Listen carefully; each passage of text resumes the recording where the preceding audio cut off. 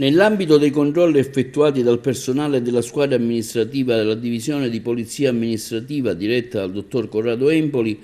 su direttiva del questore di Agrigento Emanuele Ricifari, volti ad accertare il rispetto delle norme e delle prescrizioni durante lo svolgimento di manifestazioni di pubblico spettacolo, a prevenire attività illecite poste in essere sul territorio della provincia, si è riscontrata all'ingresso dei vari locali la presenza di personale addetto alla sicurezza non autorizzato in quanto non iscritto negli elenchi tenuti presso la locale prefettura. Nello specifico sono stati controllati e sanzionati 2 locali ubicati a San Leone e a Canicattì.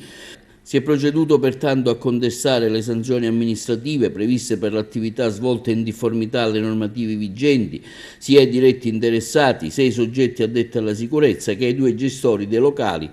per non aver individuato il personale addetto al controllo tra gli iscritti nell'elenco su indicato, dandone preventiva comunicazione al prefetto di Agrigento. Di seguito, quanto accertato, i gestori degli esercizi pubblici presenti nella provincia di Agrigento sono stati diffidati a non incorrere per il futuro in questa tipologia